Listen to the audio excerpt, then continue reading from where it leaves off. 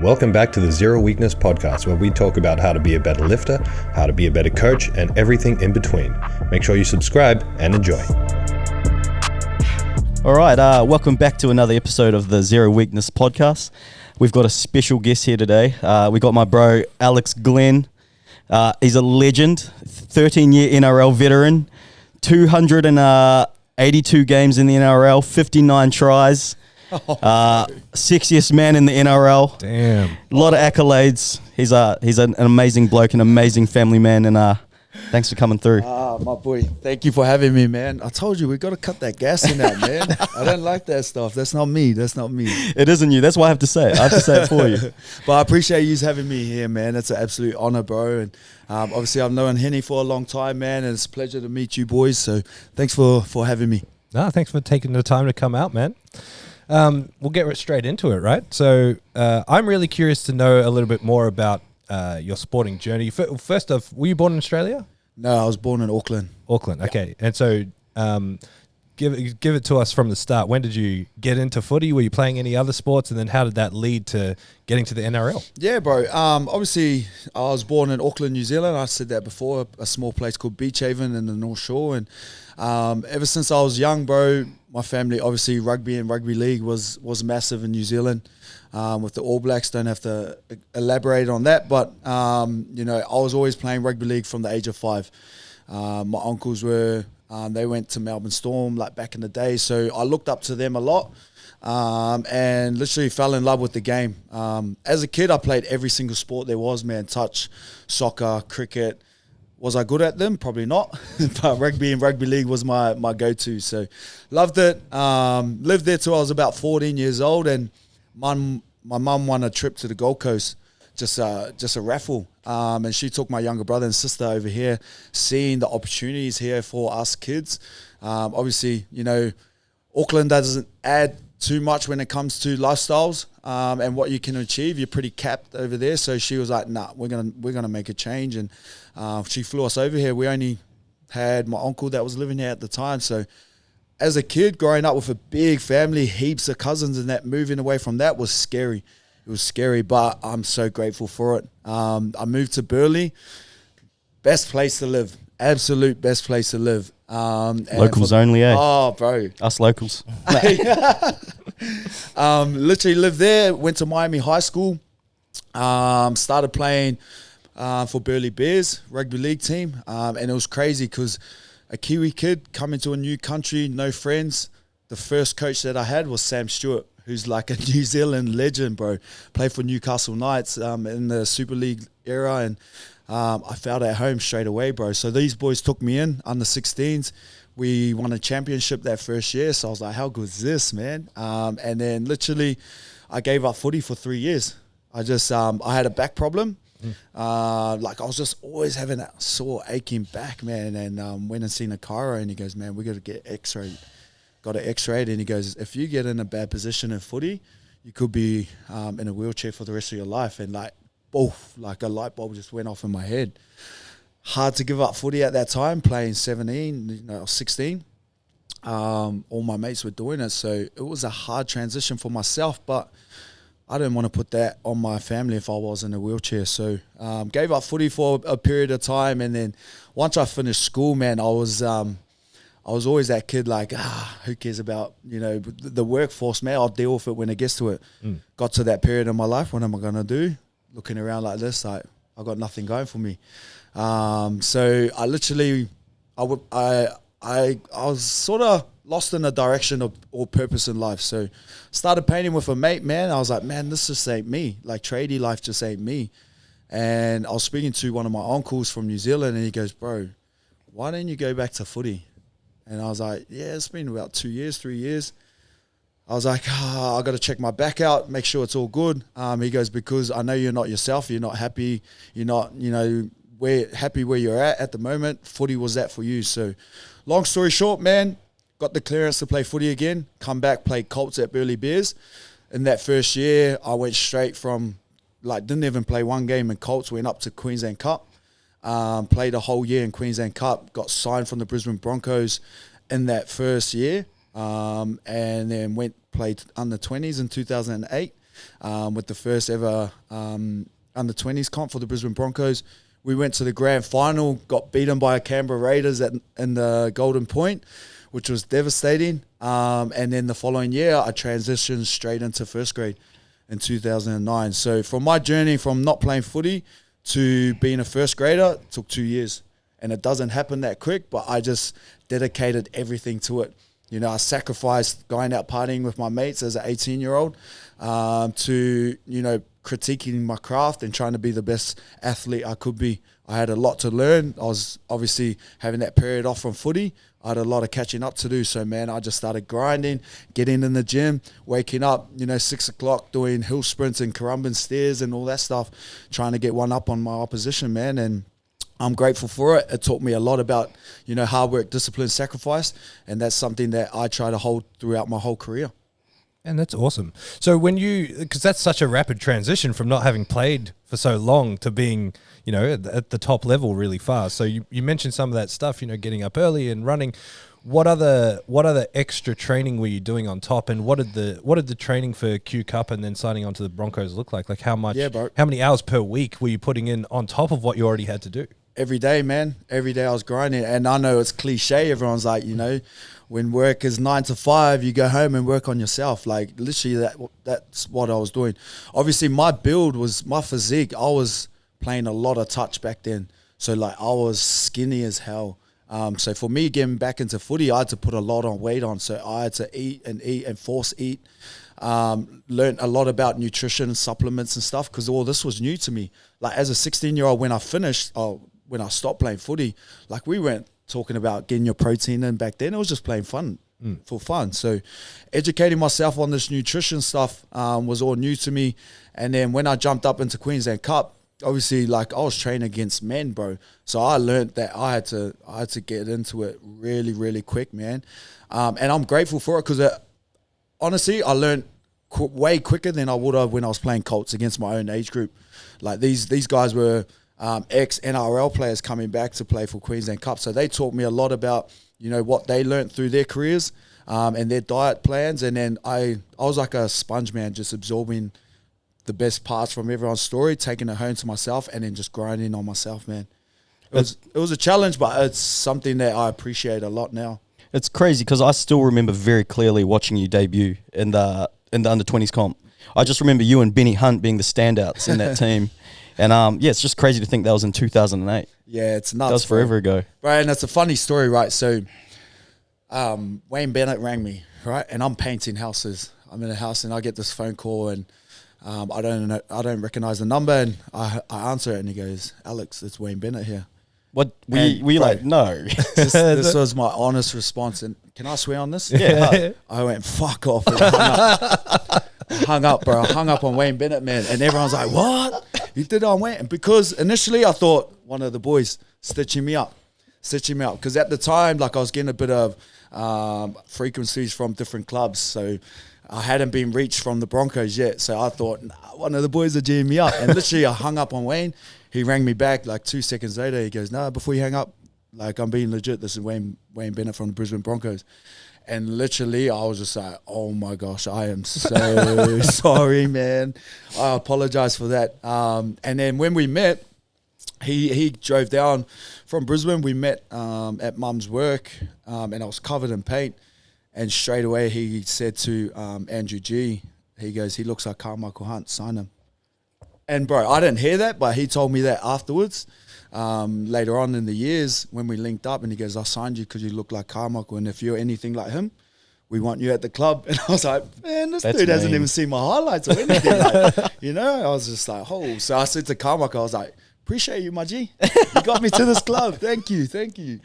Carmichael Hunt, he's a legend. He was one of my favourite players as a kid as well. He had the crazy footwork. He was the first fullback you'd ever see just sprint back at the line like a front rower. Yeah, bro. Just got big nuts, eh? 100%. So tough. It's because he was Cook Island. I'm sure he's Filipino. But yeah, legit, bro. Like Carmichael was the first fullback to like literally pick up the ball and run it straight at the biggest dude. He'll get dropped, but he'll get up straight away. You already knew he would play that ball as quick as he can, and he did that every time. That's how you gain respect in our sport, man. 100%, especially someone like Carmichael, who's not big in stature either. Yeah. Just purely just nuts. 100%, man. And it was crazy. My first preseason going into the first grade, man, like I was brushing shoulders with Darren Lockyer and Sammy Thaiday, Petro and all that. And like Darren Lockyer was one of my idols growing up. So I was like this little kid, like just constantly staring at him, like in a weird way, bro. Like people were like, man, you got to stop staring. I'm like, I can't believe I'm just brushing shoulders with him, you know? And then because I was a back rower, man, he threw me my first pass and I caught it and literally I got tackled, played the ball and I was like, oh, wow, Darren Lockyer just passed me the ball. I was like, fuck. It's crazy thinking about it, bro. But yeah, man, watching those boys, I literally just took everything from them, man. Like I just watched these guys train in and out, what they did to recover, you know, their diet. And I was just like trying constantly. I wasn't embarrassed about asking questions, man. And I feel like a lot of kids, they have that phobia of that, man. You know, they don't want to step on anyone's toes these days. And the younger boys that come through, man, I'd always grab them straight away and just be like, man, if there's someone that you look up to, don't be shy. Go ask them how they did it, what they did, what was their journey, what's some things that you wish you knew when you were a 19-year-old coming through. Because literally, you never know what your opportunities can come or where it can come from and how far you can go. You can only cap yourself. So that's something that I'm glad that I didn't do it as a young kid, man.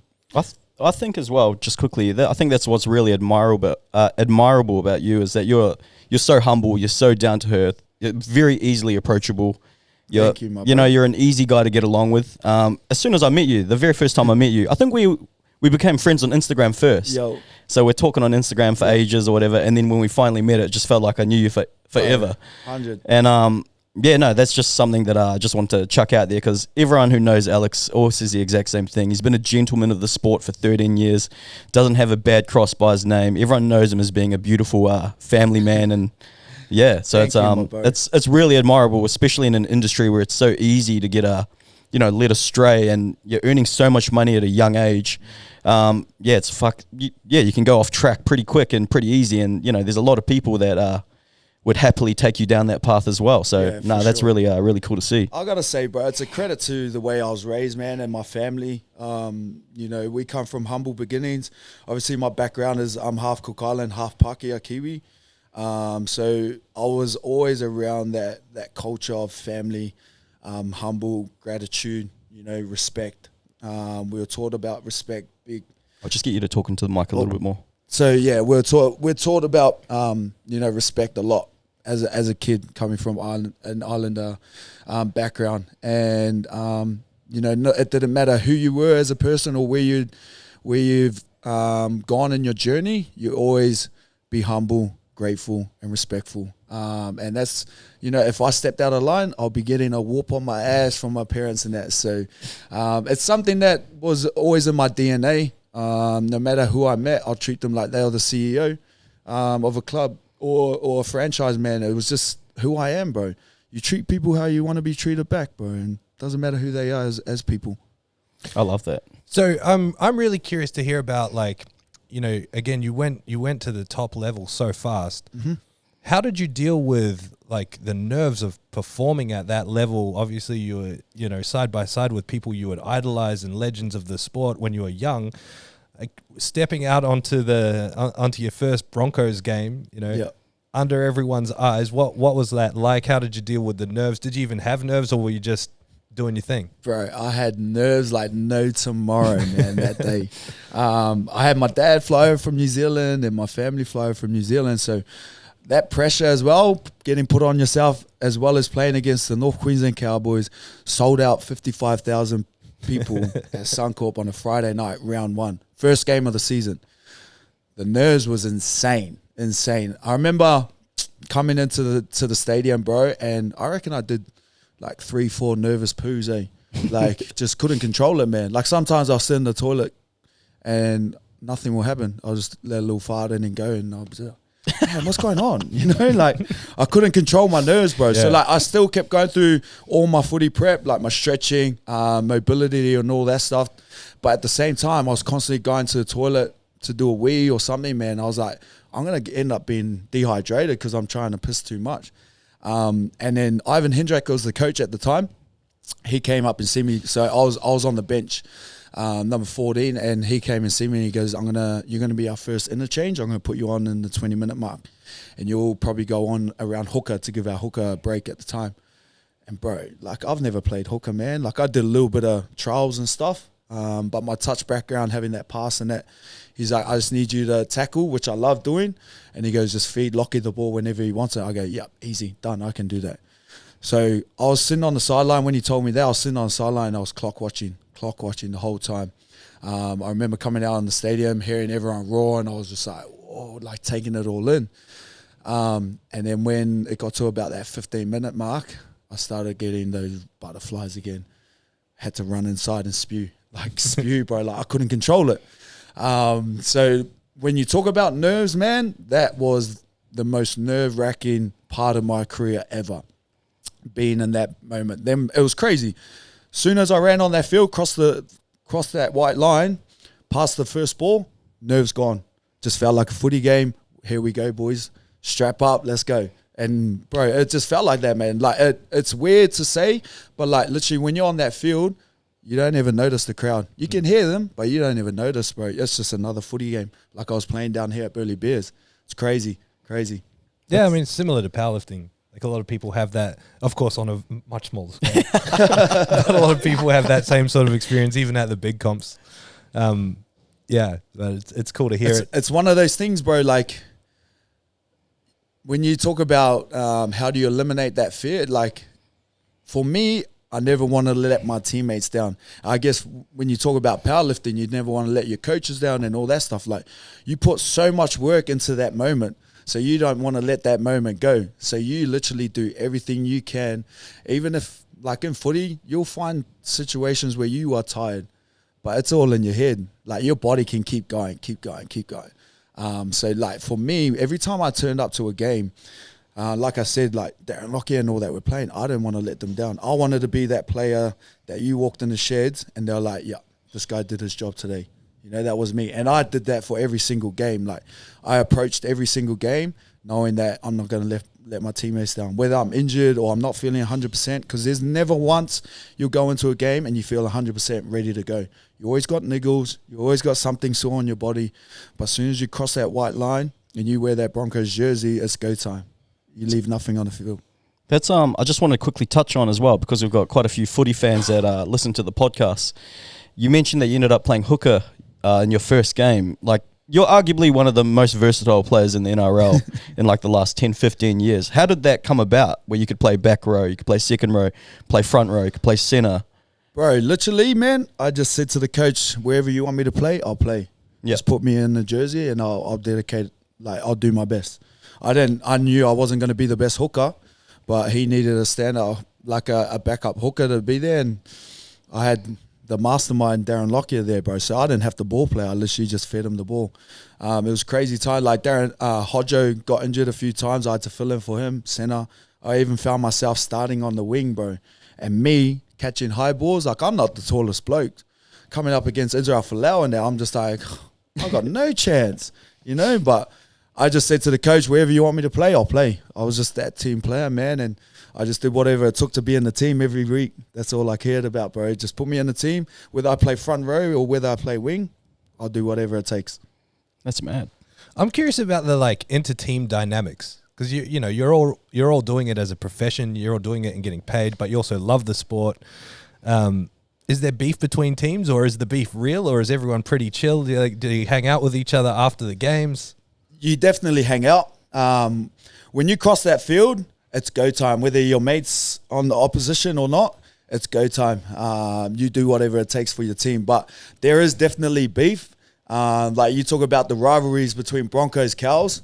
Like, no offense to the Cows fans, but I hate them because they took my premiership ring from me in 2015, and it will always be a thing for me, man. Like one of my best mates, Antonio Winterstein, was on that Cowboys team, and it still burns me inside when I go to his house knowing that he's got the championship ring that should be on my finger. But there's always that rivalry, man. But once the full-time whistle blows and you see each other out and about, bro, like everyone's mates. I think everyone can speak for themselves. They would have people that they hate with a genuine passion, but for me, man, I There's no hate, man. We need more positivity in the world, bro. So I had no enemies. I love that. How good. I'm keen to hear, like, before we started talking on the actual podcast, we were talking about your experience in PNG. What are kind of some of the career highlights that you had, experiences like that maybe that weren't directly related to games? Yeah, bro. Well, obviously PNG was a massive eye opener that I'll never forget. We touched on it, like it felt like Justin Bieber had come to the country. So we had police escorts in the bus, hundreds of kids running constantly next to our bus on a main road, bro. Like crazy. And they'll go for like kilometers, man. I'm like, surely these kids are going to tire out. But no, they kept going. And because they are just huge, passionate rugby league fans, but also Brisbane Broncos fans. And I've seen some scary things, bro, like we were talking about when I gave out some fans some merch, man. Things that, you don't want to see a kid go through, bro. So it was scary in that way, but man, these guys are passionate when it comes to footy. And like having them in the Queensland Cup, I think that's a cool thing, because these guys, they love rugby league, but they've never had that professionalism when it comes to sport. So for them to have a Queensland Cup team, which I'm going to be looking to go do some work with them in the well-being side of space, because these boys, they've moved away from their family. They're based in Runaway Bay.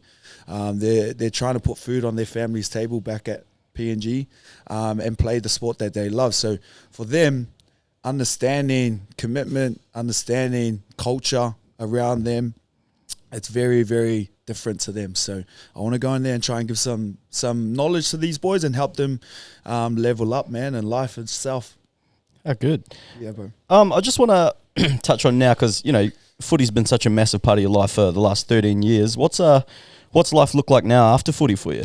Bro, it's exciting times, Henny. It's exciting times, man. Like, I've been lucky enough to finish my career and transition into a job with the Brisbane Broncos over the next 5 years. So financially, like, I'm in a good place. The mortgage is being paid, but I'm only working 3 days a week with the club. So I've got that freedom to create my own pathway and my own hustle, which I've always wanted to do.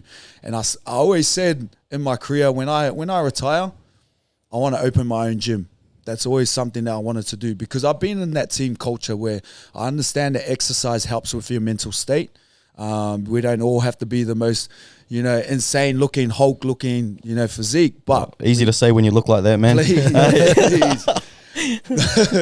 But literally, when you walk out of the gym, those endorphins going through your bloodstream and how you feel, man, you feel good about yourself.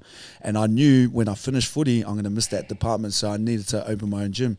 So that's what we're doing, baby. Man. We're about to open our own gym. My business partner, Jerry, my boy, he's very passionate in this department, and he's very expertise in that department. So we're going to level up, man. We're going to open our own gym. It's in the works at the moment.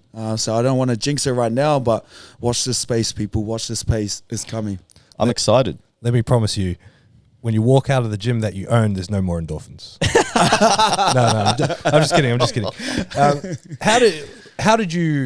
How did you go realizing that you were kind of coming towards the end of your career? Like, was that a conscious decision? Was it something that crept up on you on over a few years towards the end? That's a great question, bro. To be honest, man, like, the last 2 years was probably the hardest years. Obviously, we weren't getting results.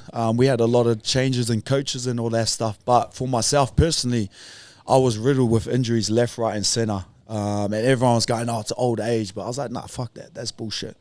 To be honest, man, like, just where I was at mentally, bro, like, it was just all over the shop. And that transitioned into the way that I was training, way I was recovering, way I was, my nutrition, everything had a big factor. So throughout my whole career, I was very, very lucky up until my last 2 years, where I didn't really have any injuries. I hardly ever missed a game. And then it was 2 years ago, I tore my calf first. And so I was out for about 3-4 weeks. This was in one of our trials. And then as I was coming back, my first trial game back, tore my hammy. And I was like, man, like, I just got made captain. I was like, I'm going to miss round 1, bro. Like, I'm not even going to be able to lead the team out. Tore my hammy. So I was like, you know what? The strain that was coming from that and pressure that I was putting on myself, I was like, you know what? let's grind, let's try and get back in a good mental state. So I worked back and then played about a couple of games, did my knee, my medial, gone. Another, 2-3 months out. And it was literally like that for the whole season. I ended up playing about 8 games out of 20-something, my first year as captain. So mentally, that screwed me, man. I was just like, how am I meant to be a captain and a leader when I'm not even on that field with the boys bleeding? And at that time, bro, like, we got the wooden spoon. So I put a lot of that on myself, which I shouldn't. Like, people say you shouldn't put that on yourself, but I do, because it's the person I am, man. Like, how can I influence my team around me when I'm not grinding and going through the struggles that they're going through on the field? So that was the first instance. It was like, do I hang up the boots? I was like, hell no. I've got so much more to give. I know, like, this is just, everything was out of the loop, man. Like, I just didn't have any routine down pat. My sleep hygiene was bad. So I went, you know what? I'm going to focus better. Move back to the coast where my family is, my happy place is. I love the beach. So I was like, if we go back into a lockdown and a bubble, at least I'm in my happy place. Did that. Got a lot better. Like, mentally, I was ready to go. I was prepared. And then as the season was going on, I just felt myself not recovering as good as it should do. I was going into games still sore as hell, man. And I'm like, man, I'm still below the bar with these boys. And like, I'm playing against, 20-year-olds, man. And these kids are getting faster. They're getting stronger. Did I let that be an excuse? Hell no. I'd still compete and not let them beat me. But I knew, hey, I can't keep up to this standard for too much longer. And with the protocols that we were in with NRL, like, a lot of people don't understand, literally the only thing that I could do was go to training. We do our COVID test. You got to do your check-in on the app. Then I had to go straight home. I couldn't go to groceries. Couldn't even put petrol in your car, could you? The only way you could was if you could do the pay pass at the pump. We weren't physically allowed to go into the store and pay for your fuel. So, like, a lot of the time, my missus had to do it, and I've got 3 kids, man. So when you add another thing to the amount of list that she's got to do, bro, that's taxing, man. And as a dad, I couldn't take my kids to school, couldn't take them to sports, couldn't do nothing. So that wiped me out big time mentally. So I just knew halfway through the year, this COVID ain't going away. The protocols ain't going to go away. I can't do another year of this, putting all the strain on the missus and the kids.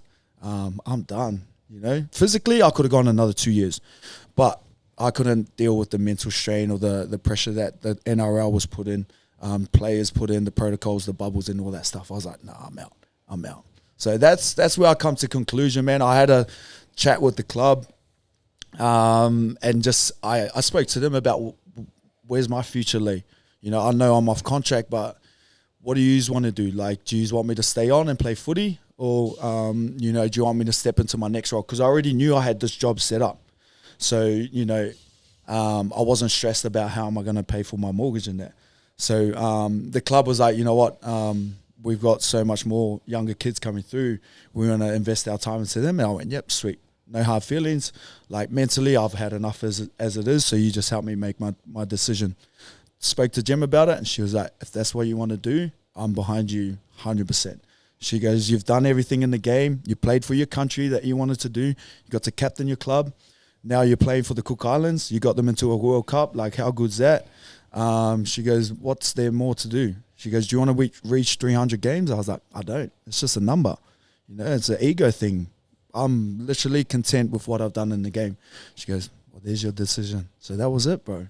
It's crazy to think, if you play 100 games in the NRL, you're an NRL veteran. You've played 282 games, all for the one club. You're the 4th most capped Bronco of all time. That's an impressive feat as it is. Like you said, you didn't need to do anything else. You've accomplished everything that you could have in footy, and that's fucking awesome. Thanks, bro. I appreciate it, man. To be honest, man, those numbers don't mean nothing to me, bro. It's just the people that I got to meet, the journey I got to do, I got to travel the world doing it. But more so, my last 2 years, the best part out of those last 2 years that were tough was being a leader for my younger boys coming through. I loved that. Like, they struggled with the pressure from social media. where, you know, constantly criticized on your performance week in, week out. These boys are fresh out of high school, copying abuse, some even copying death threats, man. And I was just like, hell no, am I going to, you know, let that fly? So I was putting myself out there, like it backlashed a little bit, but I didn't care, man. Like, you know, I was at the back end of my career, but I wanted to let these boys know that I had their backs, and try and educate the people and those social media, like, people coming through just trolling everyone. Like, I wanted to educate them that, man, put yourselves in our shoes. If someone was doing that to you, how would you feel? And, you know, I even took it out on the media as well, you know, and they didn't like that. Sometimes the club didn't like it. I had to go and speak to them about it. But once I expressed where we were coming from and us players and what we were going through with these death threats, they stood up for us as well. And that's the thing, that we've never had that support as players from clubs, from the game, because they worry about the revenue too much, man.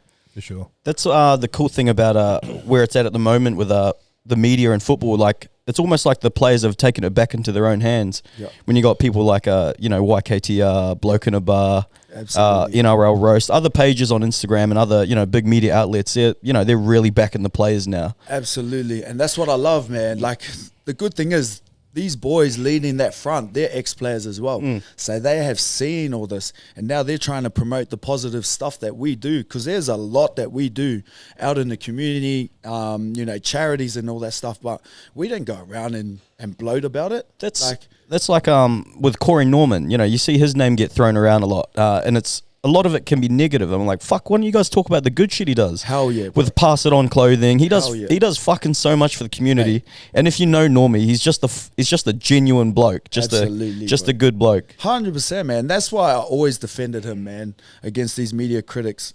You know, when him and Chico got in that fight in Cronulla, like, they had nothing to do with it. They were just trying to mind their own business, and these people started them. And it's just like, you guys don't know who these people really are. Like, Normie gives away money like it's too generous, like, bro, too generous. And like that Pass It On clothing, like, man, he'll go out and buy clothes just to give it away. The YKTR boys would just, you know, they'll put in their orders for their sales, but they'll order more so they can give it to Pass It On clothing. Like, these boys give money from their own pockets to give it out to people, and that's out of their own generosity. That's the type of people that they are. And there's so many more people in our game that do that left, right, and center, but we don't do it for clickbait. We don't do it for attention. And I feel like a lot of people do that these days just for that hype. For sure. Because you guys, like, just even talking to you for the last 40 minutes or so, you know, you're clearly a very humble person. These guys are clearly humble people. When you're humble, you don't go around bragging about the good things that you do. And it's a catch-22, because you're in the eye of the media, you're in the eye of social media. And if you're not bragging about it, not many people know that you do that. And because you're not doing it for those people, it creates this I guess weird dynamic. And it's something I wanted to ask you about, actually, because, you know, you've come up from 2008, so you were playing professionally when the world transformed from being the only media outlet sources were, you know, maybe the internet, but mostly just the news, and now it's all social media, all Instagram and Facebook. How was it adapting to the change? When you're in the public eye, was it tricky? Was there hurdles to jump over? Now, obviously, you're dealing with these young kids that are getting thrashed by it. Yeah. For me, bro, it was easy, because I went from newspapers being your news outlet and the news of the night to slowly the transition through social media. It was slowly coming through. So I literally watched it all the way through. And I educated myself very quickly about social media and the power of social media and the power of your own personal brand. You know, because I knew social media was going to become what it is now. Everyone's creating their own businesses. You look at when we graduated from high school, and I'm not going to say what year it was, because then it'll show my age, but literally we had two choices. It was either uni or trade. And sports, it was always there, but like the chance of being a sports athlete is so slim. So in your parents' eyes, like, that's never it's not a feasible option. Yeah, bro, absolutely. But you look at these kids now and the opportunities they have as entrepreneurs and creating their own brand through social medias and getting companies to pay them to market their whatever they want to sell, like whether it's clothing, food, or whatever. they can make income easily like that. You know, you don't have to go and study at uni and stuff. But that's why I want to try and, with my community work that we're doing in high schools, I want to educate these kids, man, about the power of their own personal brand. You do it well, you can create your own lifestyle. And no one wants to work 9 to 5s. You know, these days, no one wants to work. The true happiness is, you know, being flexible with your time.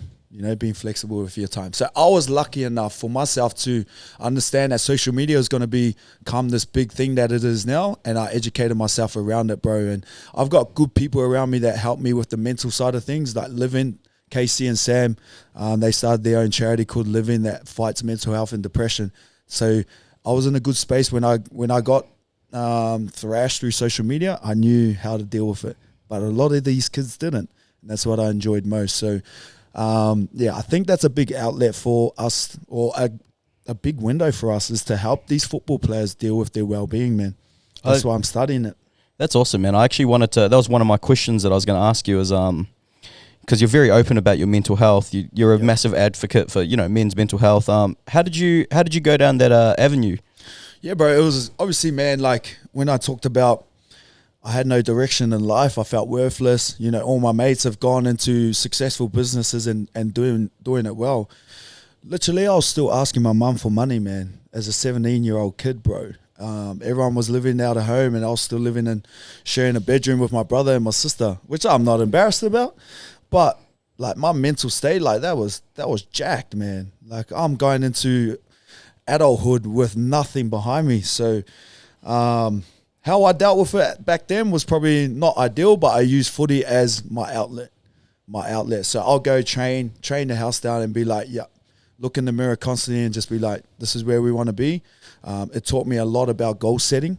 Like goal setting saved me big time. But as the years got over, or as the years built on and I surrounded myself with good people, I started speaking about my emotions, you know, heartbreaks, breakups, all that stuff. Like, bro, these boys helped me, man. And it opened my eyes to speaking about your problems helps your problems go away instead of holding it in and it weighing you down, and you wake up with that weight constantly bringing you down. You feel energyless. I knew that speaking about my problems made it disappear. So when these boys started this charity, I was like, I'm all for it. I'm going to use my stage and platform that I'm on to promote it, because I know firsthand I'm not the only one that goes through these struggles.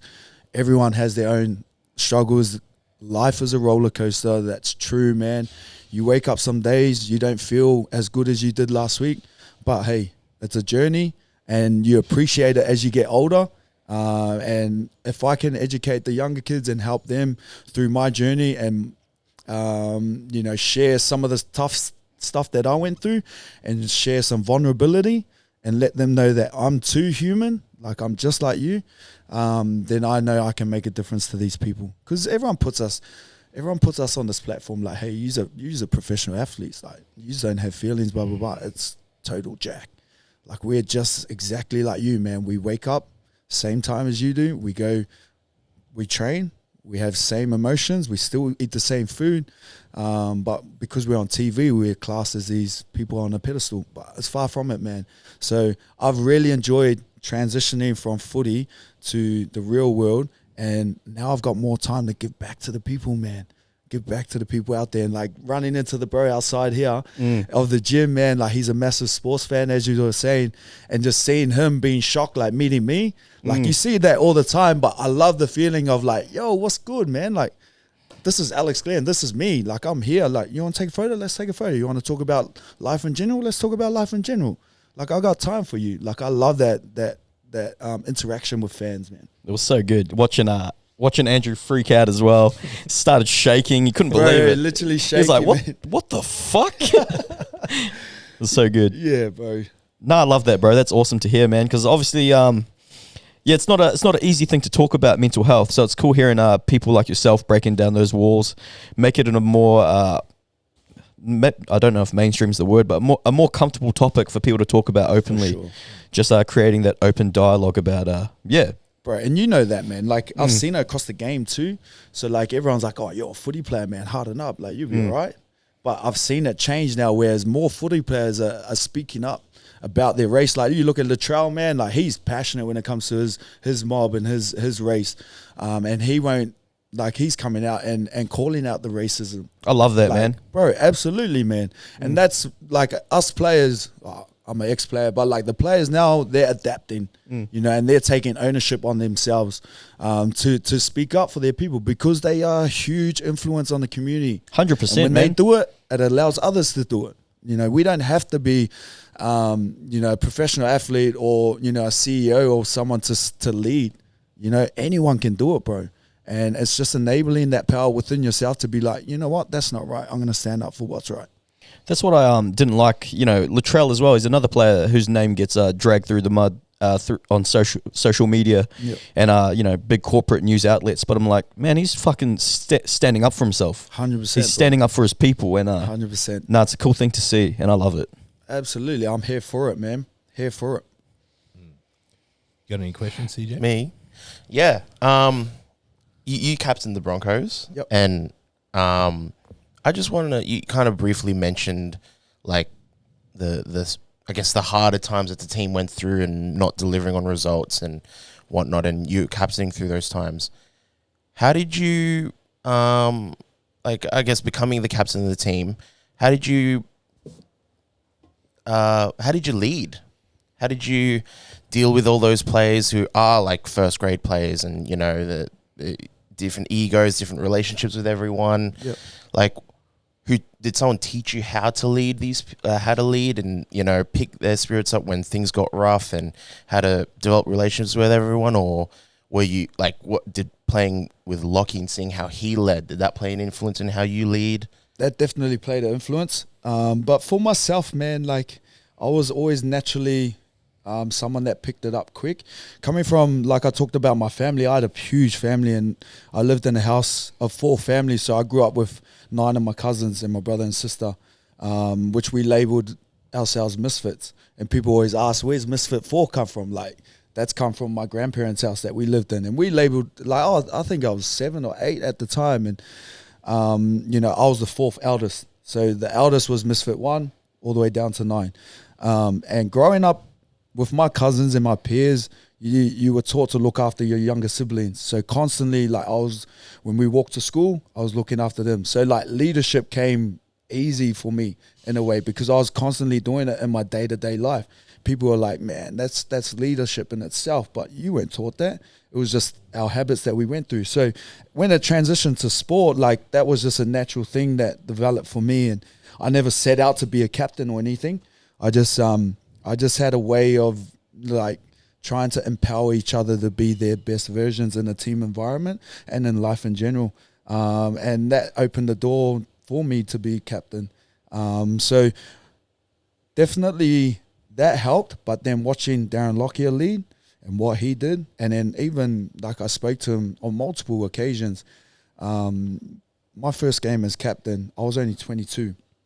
Not in my right mind should I have been leading the team, but the coach said that, you know, I'll be a future star and I want you to lead the team.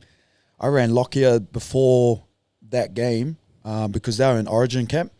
I rang him and I was like, Lockie, like, I don't know what to do, man. Like, I don't know how to lead these boys. I'm not a captain at the moment. Like, I'm still finding my feet in first grade.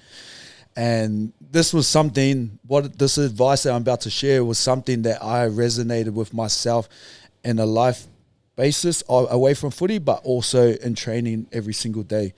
And he said, Lex, you don't have to change anything you do in your game, just lead through your actions. And he goes, the rest will follow. So if you do your job, the boys will follow you. That's Darren Lockyer to a T as well. I was about to say that. He's not the loudest bloke, but it's just the way he carries himself. Yeah.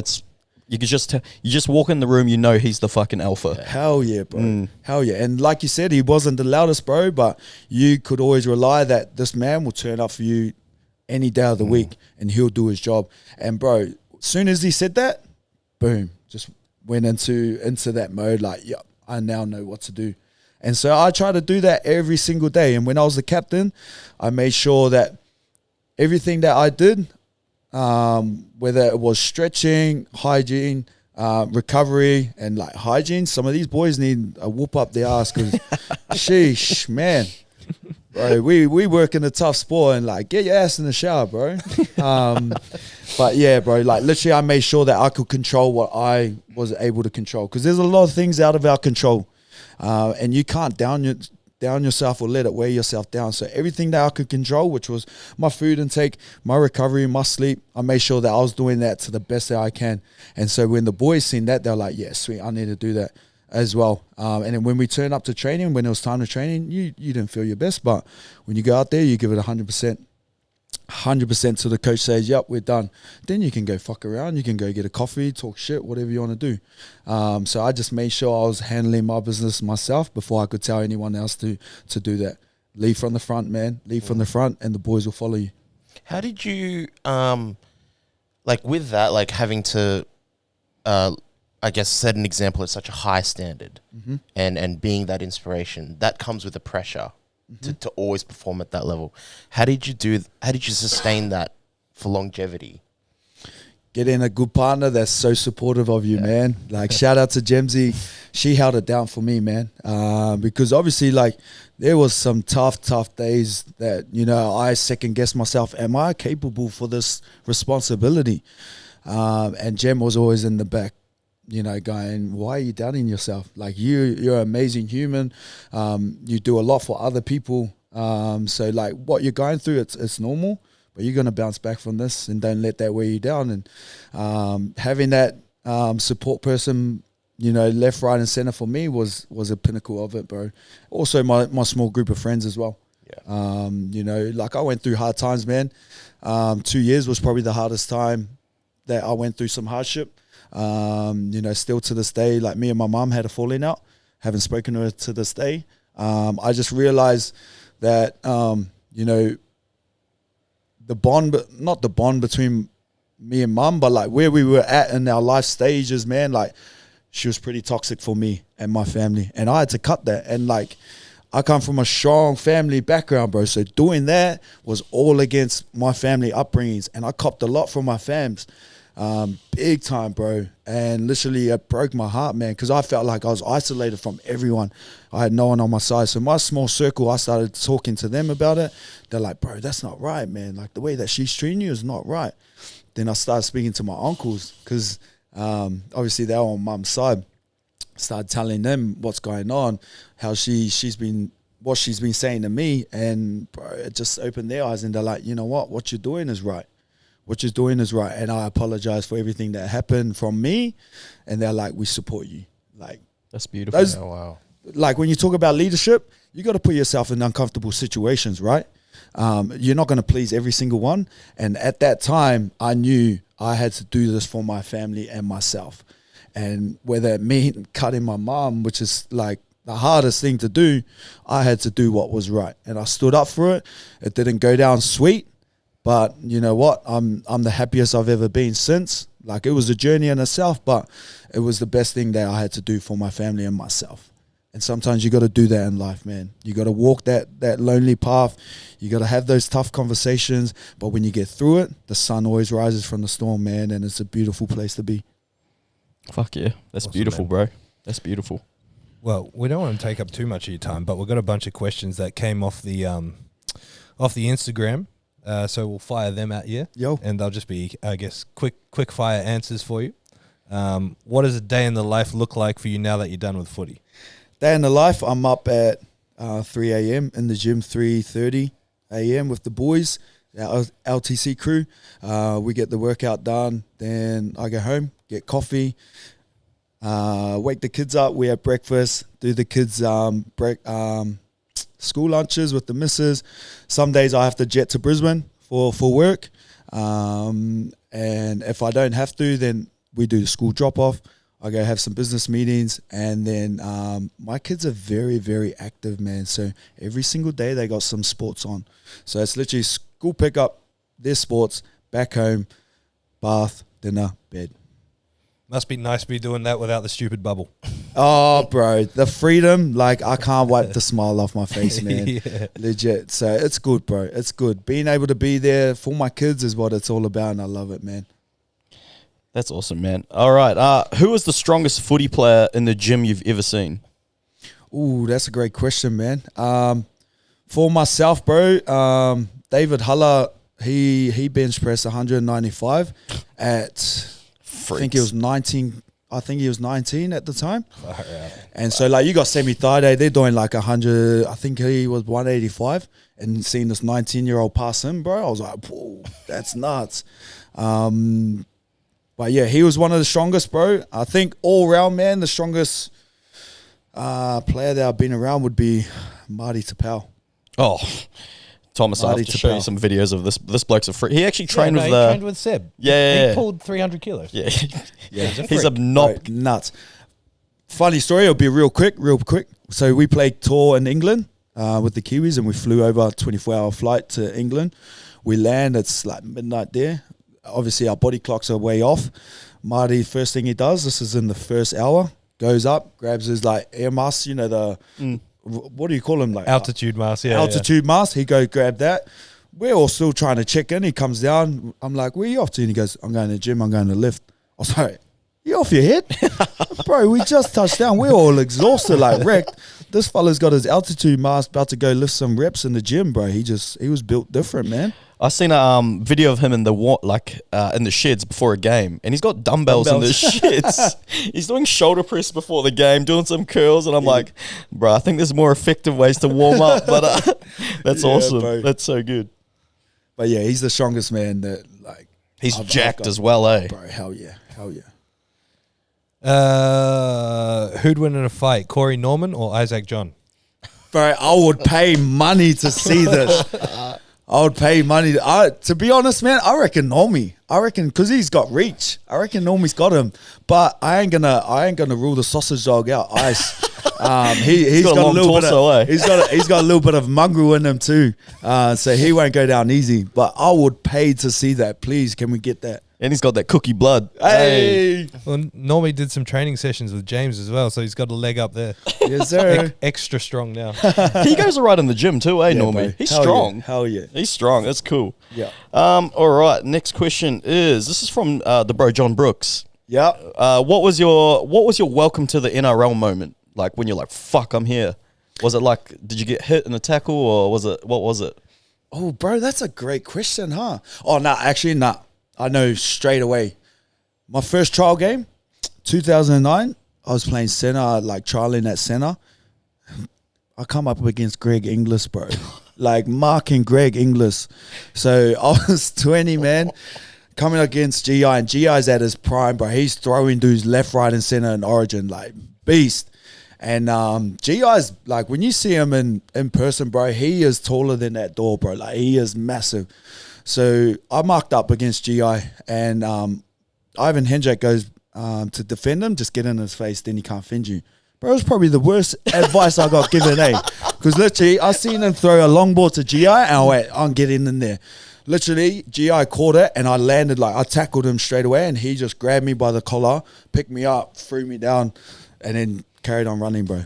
Scored a try, and I was just like, hold that. And literally, Santhide, he was my back rower. He come over to me laughing, and he goes, welcome to first grade. That's exactly what he said, bro. And I was like, damn. That is a fucking good welcome to the NRL moment. Hell yeah. And Greg Inglis, he's arguably the greatest center of all time in my eyes, but he was just he was a freak show, eh? Bro, a freak, 6'5", fast, strong, like skills of an elite athlete, man. Like, bro, he was the first guy we used to see do those big spiral bombs. Yo, they'd literally come down with snow on them, eh? Oh, bro, it was insane. How freaky. And he could hit too, bro. So he was the total package, bro. Total package. And I had to mark his ass. What the hell? Welcome to the league, baby. Welcome to the first grade, baby. Well, this one kind of follows on from that, or maybe it's the same answer. Who's the toughest player you ever played against or with? GI is the toughest player I played against, but Sam Burgess as well. Like, bro, that dude's a nutter, man. Like, proper nutter, though, eh? Hell yeah. Hell yeah. To play with, bro, I'll probably have to say Darren Lockyer or Benny Hunt. Benny Hunt, bro, that dude, like, he's got the most respect from me. He tore his hammy once in a game, and they were about to make a break, and he stood up, chased them down with a torn hammy, tackled him out, and then came off the field. Like, bro, nuts, man. So, yeah, bro, Benny Hunt, he's a strong character, man. He could throw his weight around, for a Hell small bloke. yeah, bro. Loved getting in on D. Oh, 100%. Like usually when you're playing, you look at the number 7, you look at the 6. Yeah, sweet, that's the spot. We're running that line. You look at Benny Hunt. You're not gonna. He's such a good defender as well. Hell yeah, bro. Hell yeah. Normie, on the other hand, Yeah. he loves to grab with the fingers and that. He'll say to your face, he was like, hell no, they call me the wasp because I sting. I shouldn't say C word, but He reckons he's got the Widowmakers, eh? Oh, bro. I'm like, come on, man. I used to always target you, bro, because I knew your back row was doing extra work covering you. So, yeah, man. There's two different types of halves, man. You got Normie and you got Benny Hunt. Yeah, bro. I love that. All right. Any more off that list you want to ask? We covered a bunch of them in the actual podcast. Yeah. Or the other one is. No, that's pretty much it. We've pretty much nailed everything. Oh, good, man. That I was got nothing but time, man. So that was fucking awesome. It's really good. Went so fast. It's been an hour. has it? Yeah. I told you, man. You've got to cut me sometimes. I can keep talking, eh? Nah, I love keep it. Talking. So apologize if it went too long. Cookies, man. Oh, I wish I had more rugby stuff to talk about. Like, all I know is Tana Umaga, Jonah Lomu, Canterbury Crusaders. That's it. Hey, I'm talking about rugby, man. I'm keen to see Roger Tuivasa-Sheck this year, bro. I'm down. For the Auckland Blues. that's my guy. Yo, bro. Like, obviously, man, like I played with him and against him, and he's one hard man to tackle. Like, the footwork on this man is just next level, and I've been a victim of it too, bro. So I'm keen to see him light it up in the rugby, bro. It's gonna be hectic. Oh, actually, I've got another question. You're in fucking awesome shape, and you've been in awesome shape like your whole NRL career. Like, is that all? What's that? Do you just put that down to your training and nutrition and Genetics. Hey. A lot of hard work, but I think genetics is on my side. Because to be fair, man, I ain't the healthiest person. Like, bro, I love my McDonald's and I love my KFC and fast food and stuff. Chocolate, weak for chocolate. But I literally train my ass off so I can eat that. 100. You know, like, people go out to look lean and look the best they can, bro. I train hard so I can eat whatever I want, bro. Nothing wrong with that. If some abs pop out, bro, then that's a bonus. That's a bonus, bro. A bad day for Alex is only a 6-pack. I've only got a 6-pack, not a 10-pack. No way. I'm telling you right now, bro, Jerry, man, he makes me keep my shirt on for sure. Right. That fella's built different, man. He's got that Greek god body. Hell yeah. But I remember when we first trained together, we did a little class with Tizzy. Oh, Tizzy yeah. Carlson. Yep. And Shout out to Tez. Yeah, she's a legend, one of my best friends. I remember when Jordan Ricky took his shirt off. Yeah. That guy's another freak of nature, yeah, eh? bro, hell yeah. I was like, this bloke's perfect. Hell yeah. Handsome face, Oh, mad bro. rig. But see, I do the opposite. I'm like, bro, you're getting chubby, man. Because you got to keep them on their toes, you know? You can't let it get to their head. But yeah, bro, that dude's he's in good shape, man. He's been blessed with the demigods, bro. Proper. Yeah, bro, 100. And last year, I think he made a break with the ladies, bro. The ladies just seen Ricky come into the status and it was left there, bro. It's funny because he used to go into my missus' work because he's friends with Alicia. And but yeah, you know, like he'd walk out and all the girls would be like, how do you know him? He's so hot. And Yeah, bro. And then Alicia would go, no, my fiance's hotter. Yeah. That's right, bro. That's right, G. Yes, sir. They don't know about Hendry. Nah, that's good. All right, Alex Glenn, how can people find you if they want to follow you on social media? Yeah, so come through my Instagram, man. I'm Alex Glenn _. And then also, bro, I'm jumping into the Twitch world as well. I'm on Twitch as Polyforce136. Don't judge me, bro. That's my gamer tag. That's been that gamer tag since I was young, man. Polyforce. Yeah, Polyforce, bro. And I'm on Twitter as well under my name, Alex Glenn. So that's me. You can find me there. Come through the DM, say what's up, and watch the space, bro. The gym's about to launch soon, so let's go. Yeah, make sure you get on board, guys, and show them some love, show them some support. I can't wait for your gym to open up, bro. I wish you all the best for your future. Once again, thanks for your time, man. I really appreciate it. And this has been a fucking awesome conversation. I appreciate you guys, man. Like I said, man, it's an absolute honor to come in here, be invited to be on your podcast. And if any of your listeners took something out of that, then my job's done, bro. I'm just here to try and empower each other, try and help people find their best versions of themselves. And if this helped, then beautiful. That's mad. Sweet. Peace. Thanks, everyone. See ya. Let's go. Thank you so much for listening to the Zero Podcast. If you want more information, head to our Instagram, @zero_weakness. Hit the link in the bio for all of our services and any information on upcoming workshops and events. Don't forget to leave us a 5-star review so we can have a broader reach and answer more people's questions. Thank you once more.